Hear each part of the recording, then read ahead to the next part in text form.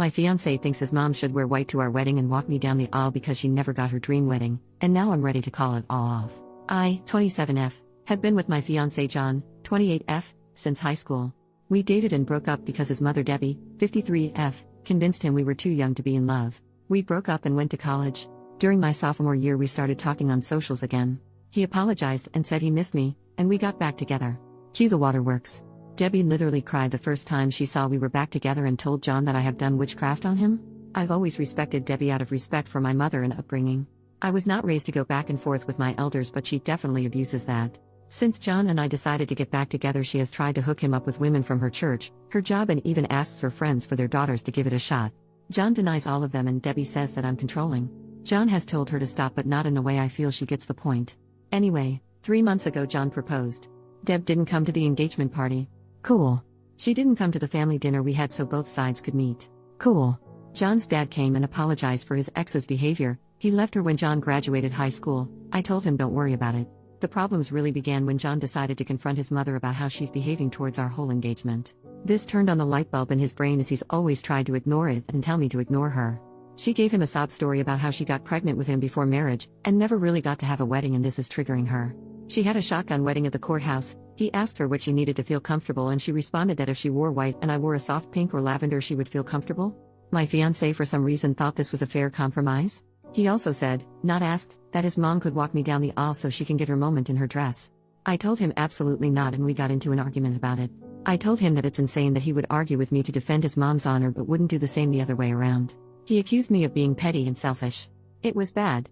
We both have agreed to cool off, but by how heated it got I could tell we both almost agreed to call it off. Now we're in a weird space, and I love John, but now see how much he lets her impact our life. I just imagine her sitting at home with this evil grin knowing she's ruining my relationship with John and he's just putty in her hands. I think I should just call off the wedding. I'm not overreacting, right? Or is it just a color? First update, next day. Hey everyone, not sure if this is the update everyone wanted, but this is what happened since my last post. I laid out a couple of talking points that I couldn't articulate over the rage. I met up with John after work at home. I was at the gym letting off steam. We spoke on everything and made plans to speak to his mother. John came home remorseful. He told me he was anxious about it and brought it up to a coworker who is a good friend of his about how I don't want to compromise. Apparently his friend, God bless his soul, went off on him about him being cringy. This angered me. So when I say it's a problem but another man tells you and now you see the other side. I brought up my talking points. Him being easily manipulated. This was also proved when I said he would listen to whatever another man said before his partner. Even though his friend agreed with me, it hurt that he didn't listen to me. His mom going out of her way to break us up with this silly request. He was way more open to this theory now, knowing how cringe he looks even telling this situation to someone else. I compared it to a father removing a bride's wedding garter. He got the point. Him agreeing to his mom's crazy request before even talking to me. He claimed he didn't. That he told her he'll see how I feel about it and just brought it up to me. I asked why did he not see that his mother walking down the aisle on his wedding day was extremely creepy? He said it's just a dress in his eyes. He just didn't want his mom to miss the wedding. I told him there will be no wedding if he doesn't straighten up, and he said he understood. Me showing him how blatantly obvious it was she hates me. She didn't even ask to wear white alongside me, which is still weird, but that I don't wear white at all as if I'm some impure whore. Thanks Reddit, because I wasn't even thinking of that one. He said he didn't see it that way, he just knew she hasn't been showing up because she said seeing me in white hurts her. So I said, do you not hear your own mom saying she wants to be the bride herself? That she can't stand it being me? It finally looked like a light bulb went off in his head. Me asking him what role would she play in our wedding, childbirth, Mother's Day and everything to come? Would I always come second place? He assured me I wouldn't, and he realizes how bad he messed up. He was just trying to keep the peace. I asked by always making her happy and making me miserable? I refused to live my life this way. He agreed and said he was sorry and that he wouldn't want me to be miserable. We have no children yet, but we created a plan on how to deal with any big milestone. She won't be there for anything unless I'm comfortable with it. And I won't be unless she does a 180. I asked what did his mom say to change his mind, and you all guessed it.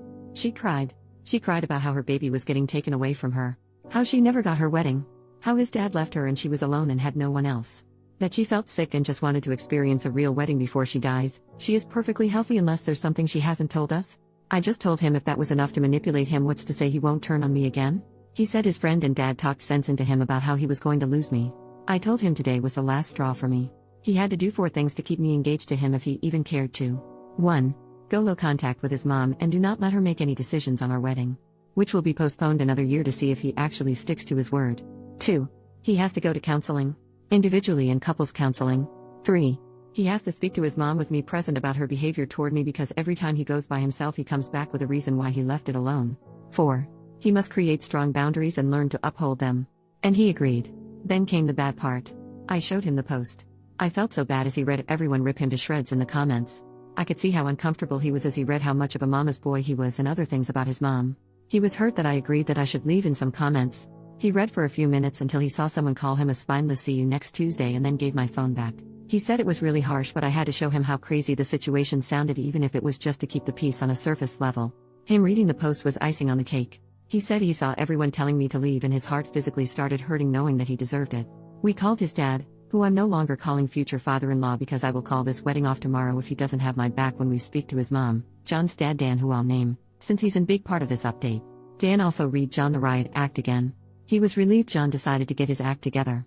We agreed to go to Deb's house tomorrow with Dan and John's aunt. My dad is tagging along.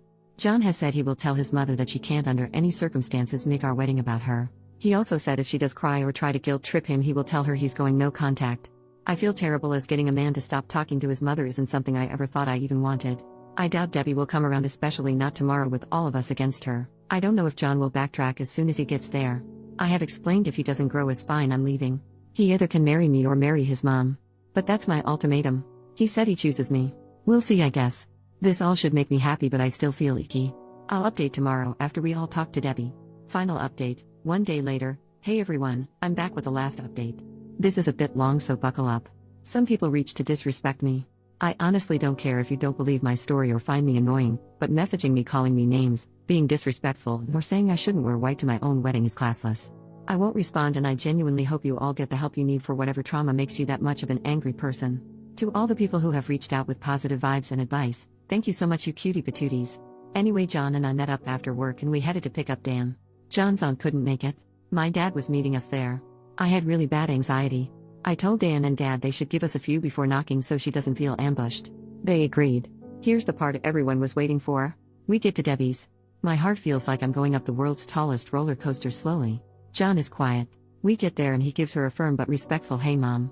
We sit down and John tells her we came to talk to her. She asked what's wrong? John got right into it. He bluntly said to her that her actions toward me for years have been petty. Her not showing up for any of our wedding events was unacceptable to him. He flat out asked her why does she have a problem with me? I genuinely thought he was going to start with the dress situation. He went for the root of it all. Debbie acted like she had no idea what he was talking about. She has actively tried to get him to cheat and leave me for other women, but in that moment was shocked and doesn't know where this was coming from. She said she has no problems with me and loves me like a daughter. She looked at me like she expected me to talk, but like I said to you all, I wanted to see what John had to say. He asked her to be honest and named all the times he's recalled that she insulted me to my face and behind my back. He mentioned she also tells him he could do better every time I'm not around. This was news to me, but am I shocked? No, Deb was livid. She genuinely couldn't believe he outed her like that. She starts going off on him, calling him disrespectful and saying he was disrespecting his own mother for an outsider. She kept saying, I know she made you do this. I know she's the one making you disrespect me like this. John was trying to reason with her and get her to calm down. I texted Dan and my dad to come in. Once they were inside, Deb became a different person. She was startled as she wasn't expecting them, and then all of the things she was just saying went out of the window. She turned to Dan and my dad and said John walked in and just started yelling at her because of me. My dad looked at me and I shook my head no. Once Dan and Dad got in, everything was calmer for a little while. She went back to denying she didn't like me. They all told her that it was obvious, that the dress request was shameful of her. She immediately replied, it's shameful that I won't let her son spend time with her. John said that's not true. At this point I'm burning inside. I wanted to correct all of her inaccuracies, but I stood quiet. John asked her what's the real issue with OP? Deb starts saying how she knew I was going to be an issue since we were in high school. She said that once John got with me, his grades started dropping, which isn't true, that he stopped making time for family. Also, not true, that he once didn't show up to celebrate Mother's Day with her a few times because of my birthday. My birthday is in April, Mother's Day is in May, that once we got back together he forgot about her completely because I made him abandon her. He goes to her house minimum 3 times a week. She said the fact that we had the engagement party without checking how she felt about it was wrong and all the evidence she needed to see what kind of woman I am. My dad pointed out that she didn't pay for the engagement dinner to have any input on it. Dan asked her what was she thinking asking to wear white at our wedding? Why is she so hungry for attention? Her face got red and she went off. She told Dan maybe if he would have properly married her and gave her a real wedding she wouldn't feel left out. Dan straight up called bull crap and said that she didn't want to have a real wedding even though he tried to convince her. The reason being that her mother told her pregnant brides are tacky. She started crying. I honestly felt bad for Debbie here. Mothers, be nice to your daughters or you'll create Debbies. My dad got everyone to calm down. John finally spoke again and told his mom that he can't keep defending her when she won't even try to respect me. That for his sanity in our relationship, he's going low contact. Deb kept crying and said that John can't leave her for dead. She's the only mother he'll ever have. Mothers are forever. Wives are not. I'm not even his wife yet, and I'm already tearing apart the family. He kept going. He told her that we are going to get married. She can't respect me or stop crossing boundaries, she'll get cut off completely. That his visits are dropping down to 1 every 2 weeks and that she needs to call less. She started going off. She knew it. I'm doing something to him. What did I do to her son? I'm a manipulator and a problem. She told my dad he raised a demon. My dad shot back at her to watch her mouth. John kept shouting, "Mom, stop. Mom, stop," but she kept screaming and then she started hyperventilating. Whoever called it, you might be able to see the future. She was gripping John's arm saying she can't breathe. This was when I said to myself, oh no. He's about to flip-flop. He looked at me and I know he knew what I was thinking. John got her a cup of water, then asked his dad if he could make sure his mom was okay and asked my dad to take Dan home. Dan and Dad agreed and his mom started crying louder. She literally screamed, "I can't breathe," as we walked out so he could hear her. I felt freaking terrible, and I finally spoke. I told John the first, "I'm sorry." And I understand if he felt bad. He said he knew she was faking it, but his instincts wanted to run over and make sure she was okay. I asked, "Are you?" He said no, but he looked really sad about it. My dad walked out behind us. My dad has never seen the side of Deb and neither have I. She's always been catty or shady toward me, but this was insane. My dad straight up told John that his mom needed help with her mental health. John said he's going to talk to his aunt about getting her help. We went home and John cried. He said he cried because he watched his mom villainize him and tell others that he just walked in and verbally abused her. He said it reminded him of the times he would fight with his dad because his mom would say Dan would just come from work and yell at her for no reason. I guess it was deja vu for him. He was silent after she said that, so I do believe it struck a nerve with him. He decided to go no contact for now. I did ask him if he was okay with me posting this part and he said yes. Before we went to Deb's house, I called a couple of counselors in our area to check availability, and our first couples therapy session is next month. It's a little while away. He called his provider today to check for a therapist within his insurance and got an appointment for himself for the 23rd. The ball is rolling and John seems like he's on the same page as me. I know this is killing him though. Dan called us and let us know he got Deb to calm down. He said he spoke to her as best as he could about her harming her own relationship with John, but she didn't want to hear it. Thank you, Reddit. I really didn't expect this to blow up like this. The advice and well wishes I got from this was so overwhelming, in a great way. While I should be happy, something about it all just makes me feel down. I hope that Debbie gets better and we can one day have her in our lives. Something about that comment about her mother made me hurt for little Debbie. Hopefully one day I'll get to hear her stories. Now I'm going back to my regular life and hopefully I won't ever have a dramatic update for you guys ever again.